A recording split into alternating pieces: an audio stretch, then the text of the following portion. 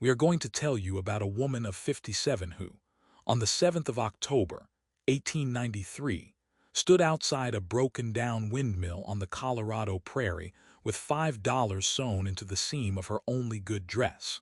Her brother-in-law, Eben Crouch, a cattle buyer with quick hands and a slow conscience, had cast her out 3 winters before, when her husband Josiah died and the estate was still warm. Folks in the little town of Briar Flats called it lawful. Folks said a woman without sons had no claim to fences or to corrals, and Eben had the sheriff on his side, and the banker on his side, and the barber on his side. And so, the matter was finished before it had begun. Sera Haskett, who for her whole life had been quiet about the things that mattered, walked that morning past the courthouse, past the dry bed of Cold Branch Creek, and out to a sagging wooden tower where an auctioneer was already laughing at his own joke. "Nobody wants that old windmill," he said, and pointed at the listing with a thumb the color of road dust. She paid him $5 in clean coins. She took the deed in both hands and walked home across the flats. And what she did not yet know, what had been sealed in the rafters of that tower since the snow of 1886, was going to keep a whole town alive. Settle in, and let us tell you the story of Sera Haskett. If you are watching tonight from a place that has forgotten you, or that you have begun to forget, leave us a word in the comments below, and we will hold that word against our chest the way a person holds a key.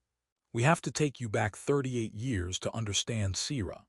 She was born in 1836 outside Council Bluffs, the daughter of a country clerk named Tobias Haskett, a small man with red side whiskers and a ledger that never closed on the same day twice. Tobias kept the records of 3 townships. He wrote the marriage lines and the mill liens and the baptismal entries. He wrote, late at night by a kerosene lamp, the depositions of travelers who came through claiming they had lost a horse or a child. From him, Sera learned 2 things that no schoolhouse in Iowa at that time would have taught a girl. The first was how to read a man's hand when he had put it to a paper, to know whether a signature came from a tired wrist or a sober wrist, or a wrist recently in a fist. The second was how to read a line of legal writing the way a person reads weather from a long horizon. She learned to mark the words on a deed that had weight, the words that were for ornament, and the words that had been quietly added by a lawyer after the rest of the page was already dry.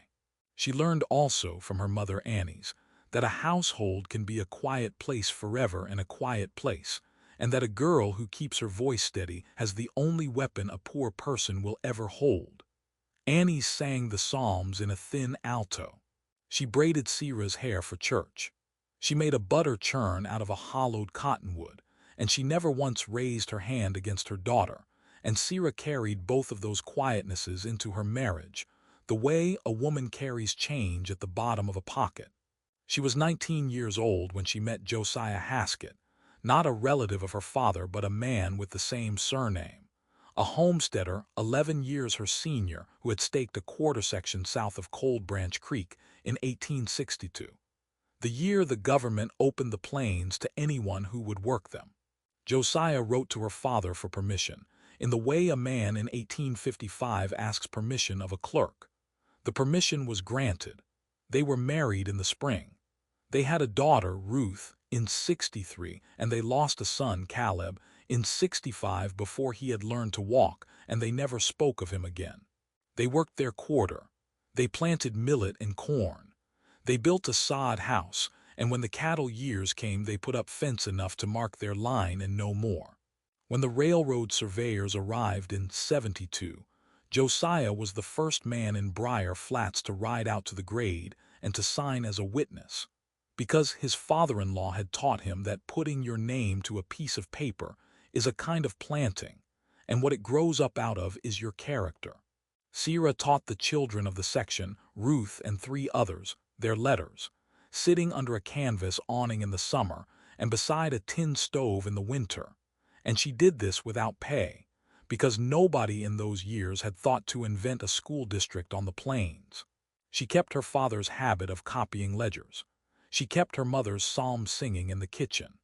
She learned to mend a windmill sail with cotton and bone glue because the wind on the flats will eat a sail in a single season. And she learned, most important of all, to keep an extra key under a flat rock by the kitchen door, so that a child who had fallen asleep in the yard could still get home. We have to tell you now about the fall. Josiah was struck by a bolt of colic in the autumn of 1886, 3 days after the first hard snow, and was buried in the family plot at the edge of the section, because the town had no cemetery yet. He had told Sera, in the language a homesteader uses, that everything was hers, because in those years on the frontier a husband and wife were understood to be one plot of ground together, with no surveyor between them. But Eben Crouch, who had married Josiah's younger sister Martha, and had been quietly keeping the cattle buyer's ledgers for a man named Plover, arrived at the funeral before the dirt had settled on the casket. He wore a black coat that had not come from any tailor in the territory. He carried in his waistcoat pocket a paper he would later claim was a transfer of the homestead, signed at some earlier date and witnessed by a man no one in Briar Flats had ever heard of. He produced it for the sheriff, whose name was Regis Tully and who had been the cattle buyer's friend since long before he had been the sheriff. He had the local banker, Wendell Pace, attest to it in ink so fresh on a Monday morning that it smelled like a schoolroom. He had the barber, Ander Halst, who had risen that same year from floor sweeper to notary public by knowing whom to smile at, put his seal to the bottom of the page. The matter was concluded before the month was out. Sera was given 45 minutes to gather 2 changes of clothes and the tin photograph of Ruth. She was told, by Eben himself, that she was welcome to stay on as a hired hand in the kitchen of the house she had put up, but she understood that he had meant the offer the way a man means a gift that has a knife inside it. She walked that afternoon across the frozen ground to the sod outbuilding where a widow named Lavinia Picket lived, and Lavinia took her in without a word. Lavinia had lost her own husband to a horse 2 winters before. The 2 women shared a straw mattress. They kept each other's secrets in the way frontier widows do. Ruth, who was 23 by then and already married to a young cattle hand named Eric Downs, begged Sera to come south to her house, but Sera would not. She took in sewing. She took in mending. She made herself useful at the boarding house of Mrs. Thelma Keel, and Mrs. Keel paid her in eggs and in flour, and sometimes in a single coin. By the 3rd winter she had, in fact, no more than $5 saved, $5 across 3 years, which was the size of her fortune, and which she kept in the seam of her dress the way one keeps a wedding ring under a bandage. She did not, in those years, complain in any voice louder than a sigh. She did not threaten Eben in any letter. She did not speak Ruth's name to him. She went about her work. We have to tell you here the shape of what Eben had done, because the shape is the reason the windmill mattered. In the year 1883, the United States General Land Office had opened the Cold Branch Creek drainage to homestead entry under the Desert Land Act, a federal law meant to bring dry country into irrigation by selling rights to streams for almost nothing. Eben had gone down to Denver in the fall of that year and had filed, in 10 different names, for the water rights along the whole upper Cold Branch, from the headwater meadow down to the Briar Flats crossing. He had done this in his own name and in the names of cousins and clerks and a dead man from Pueblo. He had then sold these false rights to the farmers who were settling the section, telling them that no settler could legally irrigate off the creek unless he bought, for a fee, an interest in Eben's filed claims. Most of the farmers had paid. Some had paid twice, when the same water claim was sold to them under a different hand. Josiah had been alive during this, and Josiah had refused to pay. Eben had warned Josiah, the spring before Josiah died, that his crops would be cut off at the headgate, and in fact they had been. So when Josiah fell ill in the autumn, the family did not have the harvest they had expected, and Eben walked into the funeral with the paper that would let him acquire the homestead for the price of a sick cow.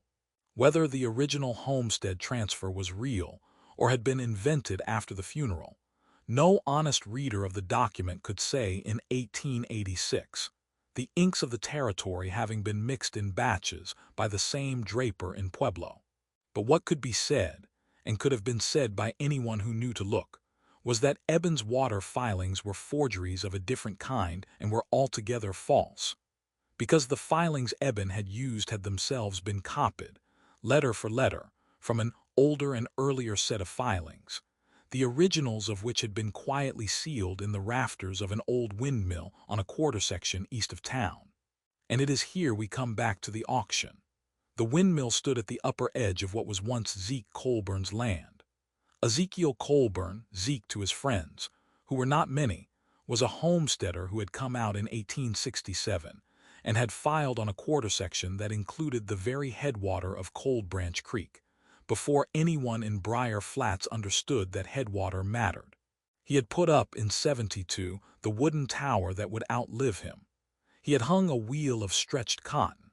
He had pumped water into a stock tank the whole neighborhood used, and he was forgiven by neighbors who would not forgive anyone else, his pride. He had died in '86, at the edge of the great blizzard that came down that November and killed 12,000 head of cattle on the plains, and a great many people besides. He had gone out to mend his windmill in a snowfall and had not come home, and his wife me had found him, the next morning, sitting upright against the base of the tower with his arms folded. Me sold the quarter to a cattle company for almost no money and moved to Pueblo. The windmill stood, the wheel hung crooked, the tower slowly leaned. By October of '89 the township had given up on it. The bidding was opened at $5 to clear the county of any further care. And that is how Sera came to be standing in the dust with $5 on the morning of October the 7th. We have to be slow here, because what happened next is the kind of thing we tell slowly. Sera did not know, the morning she signed the deed, that the quarter section on which the windmill stood was the same section on which Zeke Colburn had filed, in 1868, the first legal water right claim on Cold Branch Creek, and not only the first claim but the claim to which all the other claims downstream had to defer. She knew only that she had a tower in a yard and a wheel she could barely turn. She walked out to the windmill that very afternoon. The sails were rotted half through. The ladder into the body of the tower was missing 2 rungs. The roof of the lower shed, where a man would keep a pump head, was bowed inward under 100 pounds of bird droppings. But there was a top platform under the cupola, and from the ground Sera could see a hatch in that platform she could not reach by ladder. She went home. She borrowed from Lavinia a coil of good rope. She returned at dawn the next day with a piece of tar and a square of cornbread in her pocket. She climbed, though she climbed poorly, for she was 57 and the wind on the flats in October will turn a woman's hat over a fence. She reached the platform. She pushed the hatch, and inside the rafters above the platform, in an old tin tobacco box whose lid had been soldered shut, she found 4 things. The first was a folded yellow paper, edged in red, which she unrolled on her knee and which she recognized, before she had read 10 lines, as the original 1868 filing of the Cold Branch water right, in the name of E. Colburn, attested by L. Beecher, county surveyor, and entered on the books in Denver. The second was a packet of 43 homestead deeds, each tied with a tiny red ribbon and each made out to a different settler family in the Cold Branch Basin, and each of them the original deed that had been forwarded down from the General Land Office to the settler in '76 or '78, and which the settler had been able to use, or not use, for the purpose of filing a water claim. The third was a hand-drawn survey map on a roll of butcher paper, showing every quarter section from the headwater to the Briar Flats crossing, with the original watercourses inked in, and with 2 sets of crooked lines drawn over them, side by side, one set showing where the water flowed in '68, and the other set showing the boundaries Eben Crouch had quietly marked out in '83 for his forgeries. The fourth was a letter. The letter was written on 4 pages of brown foolscap, in a careful copperplate hand, dated the 14th of November, 1886, 9 days after Zeke Colburn had gone out into the snowfall to check his sails. It was addressed to whom it might concern, and it said in sum what follows: that Zeke Colburn, knowing himself to be a dying man of 46, had placed in this box the only true copies of these documents, because he had understood, since at least the autumn of 1883, that Eben Crouch was filing false water rights in Denver, doing so by copying the original filings of the Cold Branch settlers and signing them in forged names, that the settlers themselves, having never known the true filings existed, had been swindled, that Eben's pretended transfers of homestead land, including the Haskett homestead, were based on the same forgery, because the Haskett homestead's right to water was what Eben had really been after, and the rest of the land was only the wrapping, that Zeke wished the box to be opened by a person of honest hand when the snow of that winter had passed, and that Zeke, knowing he would not see the opening himself, prayed only that whoever found it would not be afraid. We have to take some time here. Sera, sitting with her back against the cupola, opened the letter twice, and then a third time. She had been raised by a clerk. She had been trained to read a line of legal writing the way her father had taught her to read weather. And she understood, in the time it takes a woman to draw a long breath through a closed mouth, that what Zeke had sealed in this box was the entire legal reason for why the Cold Branch Basin had gone thirsty for 7 years. Eben Crouch, the same Eben who had cast her out, the same Eben who had stood at her husband's grave, the same Eben who had bought half sections south of the creek and could not, in any honest reading of the law, irrigate them, had built his whole house from a single rotten board, and the rotten board was this set of documents. If these documents were restored to the settlers, the water rights reverted to the settlers and Eben's title to the Haskett homestead. His only title, the only paper he had ever produced in a courtroom, was annulled on its face. Sera sat very still for a quarter hour. She thought about her mother. She thought about the psalm Annie's Haskett had sung on Sunday mornings. He raiseth up the poor out of the dust, and lifteth up the beggar from the dunghill, to set them among princes. She thought about Lavinia, who had no relatives left. She thought about the small house she was living in. She thought about the $5 in the seam of her dress. Then she climbed down. She did not speak of the box to anyone that evening. She slept with the tin box under her straw pallet. She woke twice. In the morning she told Lavinia that she had found some old papers in the Windmill and asked if Lavinia would, for the kindness of another year's company, lend her the parlor table for the morning. Lavinia said yes. Sera laid out the 4 items. She copied in her own careful copperplate every document into a ledger. She wrote a letter, dated that same day, to the Territorial Land Office in Denver, asking whether a person who had uncovered a box of misfiled originals might present them for review. She sent the letter by Lavinia's brother Enoch, who drove a freight wagon once a month to Denver, and she kept a copy. And she did something else in the days before the answer came back, because something needed doing. She did not run to the settlers of Cold Branch with the box. She knew that, if she did that, Eben would hear of it, and Eben had the sheriff and the banker and the barber. She took instead to walking in the late afternoon along the road that ran by the creek. She stopped at the door of a man named Phineas Wirt, who farmed a quarter section 2 miles downstream from the Windmill, and she asked whether he had paid any money to anyone for the right to take water from the creek that summer.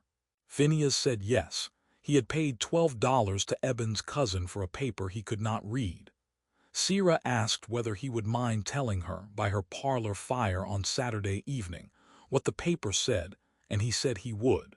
She went the next afternoon to a widow named Hester Gabbard, and the afternoon after to the widow Hepler, and the afternoon after to a young couple, the Cahills, who had moved onto a quarter near the tail of the drainage and were already considering whether to give up and go back east. By the end of the week she had talked with 9 families. 6 of them, all of them settlers downstream of the Windmill, had paid Eben's cousin or one of his friends for water rights that were, on Zeke's papers, theirs from the day they had filed their homesteads. 3 of them, the Cahills and 1 other, had refused to pay and had watched their headgates cut. Then an answer came back from Denver.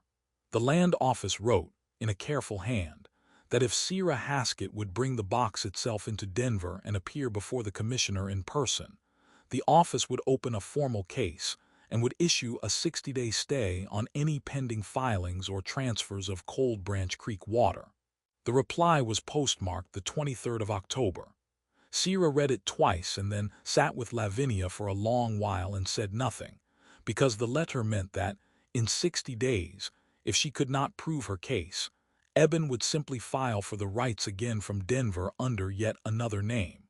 But the letter also said something else. It named, in a parenthetical, the very surveyor whose signature was on the water right filing.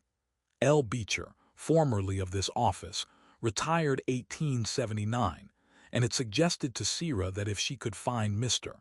Beecher he would, perhaps, recognize his own copperplate hand. She did not know whether Mr. Beecher was alive. She did not know where he had gone. She went to Lavinia, who had been born in the territory before the territory was a state, and Lavinia, after a long silence, said, "Mr. Beecher was alive last winter. He keeps bees down past the crossing, 3 miles south of where the creek meets the Platte." Sera rode out on Lavinia's donkey on a Sunday morning when no one would be about to notice a woman alone on the road. Mr. Beecher was alive. He was an old man of 70, with a face like the bark of a cottonwood. He came to the door in a green wool shirt and a pair of patched trousers. He did not need to be told the contents of Zeke's box. He said, "I signed these papers in a year when I still believed in the law, and I have been waiting, for 10 years now, for somebody honest to bring them back." We have to pause here, because a story at this altitude must catch its breath. Sera Haskett, who had been quiet about what mattered for 57 years, was now in possession of a box whose contents could pull down a cattle buyer, put water back into a creek, and restore the homestead her husband had planted. She had in her own hand the testimony of 43 families that they had paid for water they already owned. She had a land office stay in her apron pocket. She had a surveyor who would sign his name in public again. She had the deed in her own name for the very quarter on which the windmill stood, and the 60 days were running. We have to tell you now about the antagonist of this story, because no story worth telling is without one, and we have to tell you that he did not rise up all at once, but slowly, the way a man rises who has been drinking coffee. Eben learned in the 4th week of October that a woman of his wife's family had bought the old windmill. He did not at that point take it seriously. He laughed about it, the way a man laughs at a child who has picked up a stick. He said at the boarding house that week, "Sera has gone and bought a windmill," and he went back to his plate.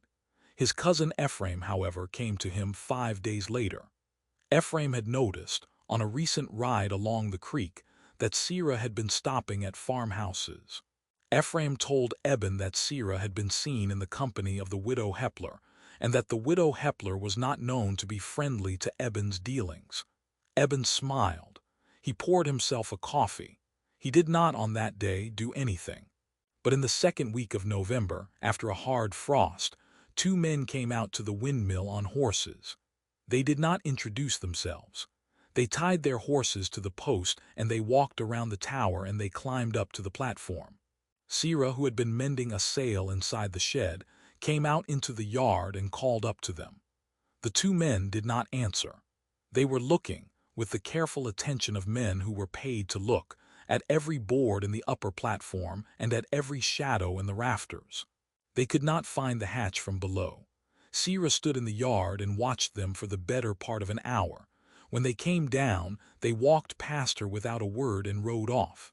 Eben had sent them, Sera understood. The next week the sheriff, Regis Tully, came by Lavinia's cottage. He had a paper with a seal. He was polite, with the politeness a man uses when he is performing an unkindness for a friend, and he said that there was a complaint lodged against the occupant of the parcel formerly known as the Colburn Quarter for trespassing on a stretch of county road. He said the matter would be heard at the courthouse on the 29th of November. He gave Sera a copy of the paper, in a printed form, in which her name had been typed with a single space missing between her first and her second name, as if the typesetter did not believe she had both. Sera did not argue with him. She thanked him. She closed the door. Now we have to take you with us because the pressure rose along several lines at once. Eben, the same week, sent his wife Martha to Lavinia's cottage with a basket of biscuits and a small sum of money, and a request that Sera sign a paper transferring her quarter-section interest in the Windmill Tower, in exchange for $10 and the goodwill of the Crouch family. Martha was not a cruel woman. She was a woman who had been instructed by a husband to deliver a message, and she delivered it in the kindest voice she had. Sera asked for the paper. She read it. She saw, in the way her father had taught her to read, that the paper was a quitclaim deed drawn in such a way that it would assign to Eben in perpetuity all structures and improvements on the quarter, meaning the windmill itself, meaning the tower and the pumps and the platform, the hatch and the rafter space. She handed the paper back. She thanked Martha for the biscuits. She said she would think about it.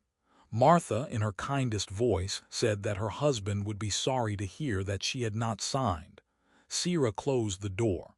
She and Lavinia sat for a long while. Lavinia said, "Do you want me to take a letter to Enoch?" Sera said yes. She wrote on a Saturday a page in her careful copperplate, recounting the visit of the two men, the visit of the sheriff, and the visit of Martha, and she sent the letter by Enoch's freight wagon to the land office in Denver.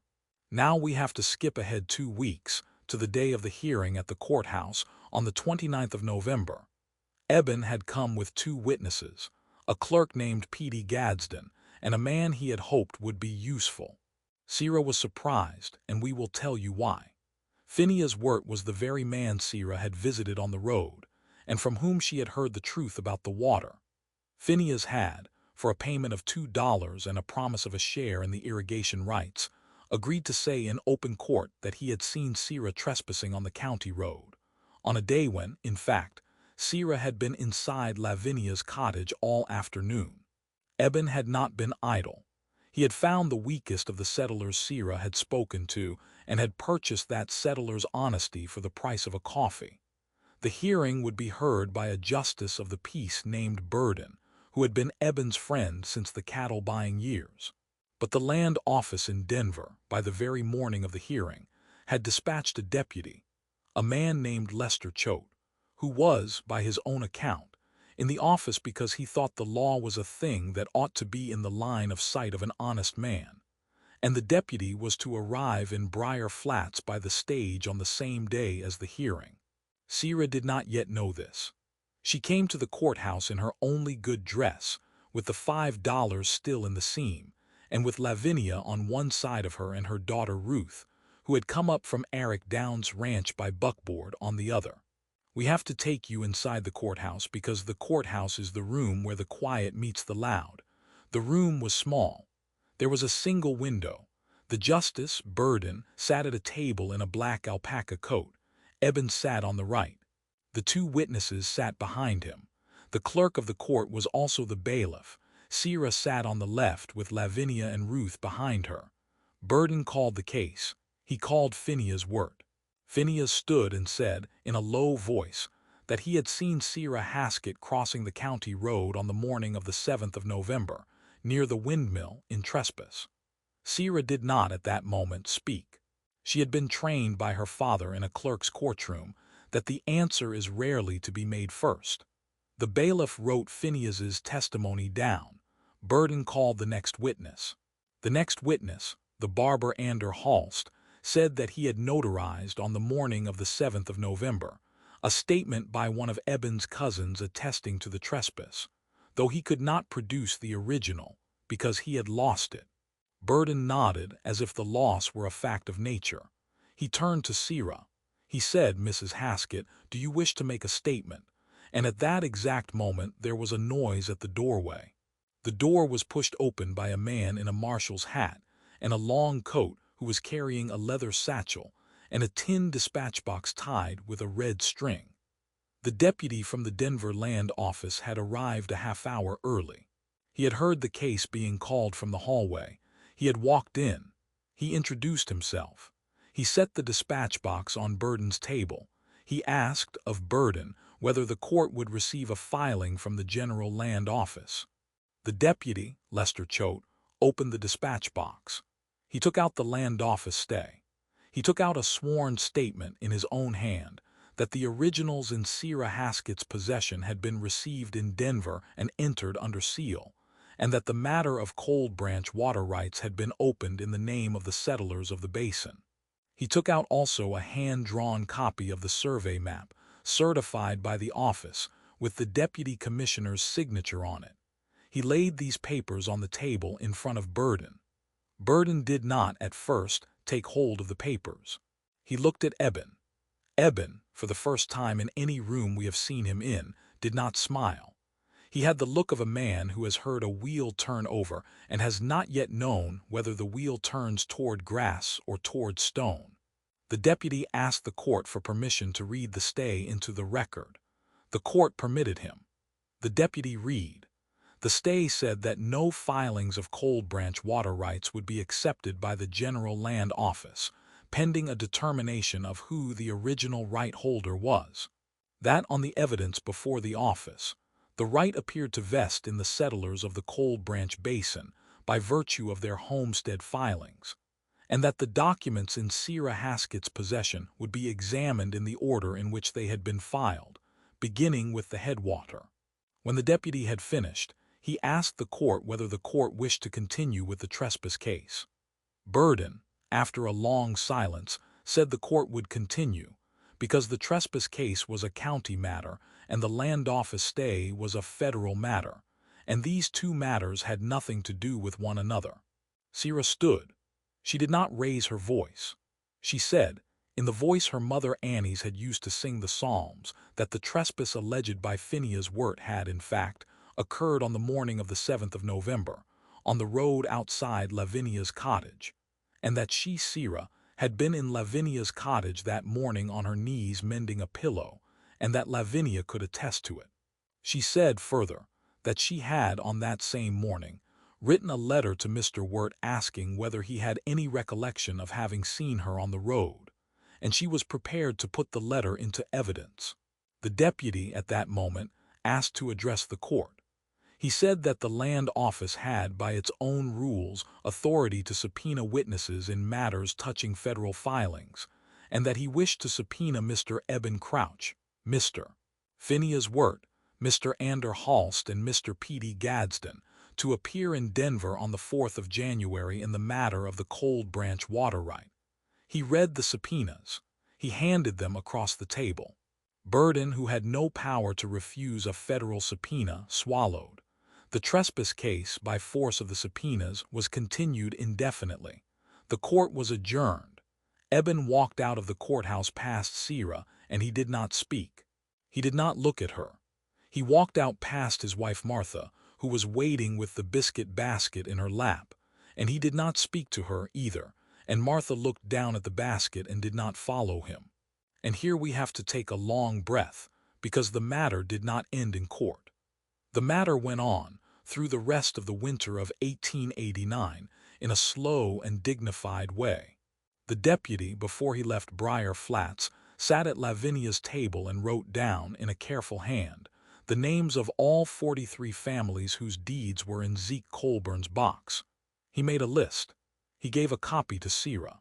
He gave a copy to the Reverend Mr. Yount, who was the only man in Briar Flats who had refused, since time out of mind, to take Eben's money, and who had been keeping a thin church record in a bound ledger on a small shelf by the sanctuary door.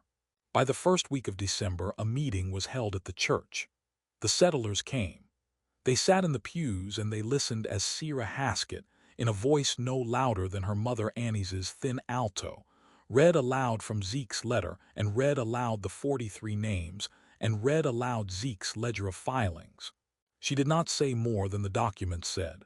She did not ask for thanks. She did not ask for money. She said at the end that she would hold the tin box in trust, that she would not let it out of her sight, and that she would carry it to Denver herself in January. The settlers voted by the raising of hands that they would each contribute what they could to her stagecoach fare. Hester Gabbert, who had no coins, gave a quilt. The Cahills, who had no quilt, gave a milk goat. Phineas Wirt, who had come to the meeting late and stood in the back, gave a fistful of folded bills and a written apology. And Sera, who had heard his apology and who had understood from her father that a man's written apology is a kind of survey, accepted it without a word, and asked only that he go and tell his neighbors the truth. We must also tell you what Eben Crouch did through the same winter, because what he did is part of the story, and because justice on the frontier was not, in those years, a thing a man received from a courtroom. Eben, in the second week of December, traveled to Denver himself. He hired a man named Plover, the same Plover whose ledgers he had once kept, to file, in Denver, a counterclaim on the Cold Branch water right, alleging that Zeke Colburn's 1868 filing had been defective in form, because the county surveyor's signature had been affixed on a non-juridical day, and that the filing therefore could not be used to establish priority. He offered, in the margin of the counterclaim, to pay $5 in coin to the commissioner in settlement of the matter. The man named Plover laughed in a way we will not describe, and he took Eben's money. And on the 4th of January, when the case was called in Denver, the deputy commissioner, who had been quietly waiting for the counterclaim, ruled from the bench that Zeke Colburn's filing had been proper, and that the filings of Eben Crouch's predecessor names had been forgeries. He restored the Cold Branch water right to the settlers. He ruled that Eben's title to the Haskett homestead was null, on the ground that Eben's title had been based on a chain of paper whose origin was the very forgery that had just been voided.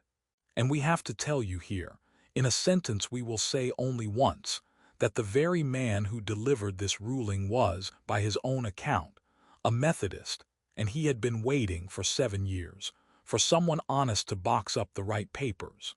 Now we have to say, with the same quiet voice, what came of Eben. He did not go to prison. In those years on the frontier, men rarely went to prison for the kind of paper crime he had done. He lost his half-section south of the creek, which reverted to the settlers under the new rulings. He lost the Haskett homestead, which reverted to Sera. He lost a good part of his cattle-buying business, because the men who had sold him their water rights asked for their money back, and he could not pay. He lost the friendship of his wife Martha, who took her 2 children and went to her brother's house in Pueblo in February. He lost the friendship of the barber and the clerk, who did not want to be seen in those years in the company of a man whose name had been, by a federal ruling, attached to a forgery. He did not, in any of the years that followed, prosper again. He worked for wages at odd jobs in the territory, and he was, by all accounts we have found, a quieter man than he had been. He did not, in his later years, raise his voice in a tavern, and he did not, in his later years, refuse to speak to a widow he met on a road. The quiet justice that came down on him was not the justice of a courtroom. It was the justice of a community that had, in a single winter, learned the shape of his hand on paper. We have to come, now, back to Sera, because she was the one for whom we asked you to settle in, and because the meaning of what she did lies in a return. Sera kept the homestead she had bought back, but she did not keep it for herself. She kept the quarter section with the Windmill, and she sold the rest of the Haskett land, the land that had passed in death from Josiah's father through Josiah, and through her own keeping to Ruth and Eric Downs, for the price of a single acre of corn and a promise that they would till it well. She lived in her last years in the lower shed of the Windmill Tower, where she had once climbed up to read Zeke's letter. She kept a bluebird feeder on the platform. She kept a kettle on the stove. She kept on the shelf by her bed a copy of her father Tobias's ledger from the year she was born, and she kept, beside it, the tin tobacco box with its soldered lid and the letter and the deed. Children of the basin used to ride out on a Sunday to see her. They brought her eggs and biscuits. They asked her to read them the letter again, and she would unfold the fool's cap, with the careful hands of a woman who has read a document 1,000 times, and she would say to them, in a voice that had been quiet about the things that mattered all her life, the words we have to say now to you.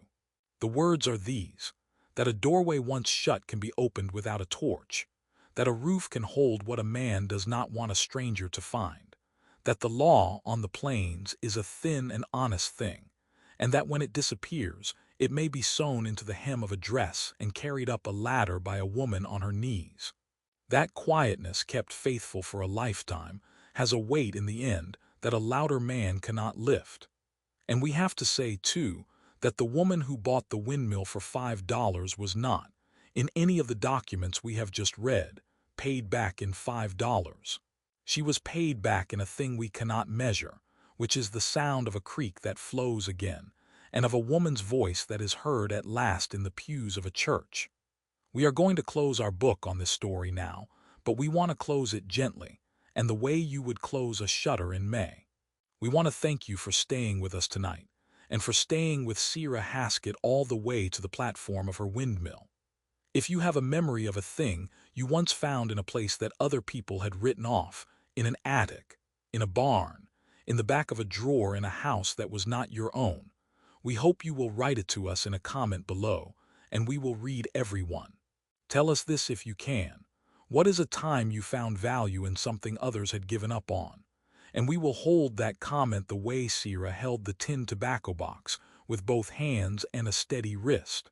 Until next time, stay close.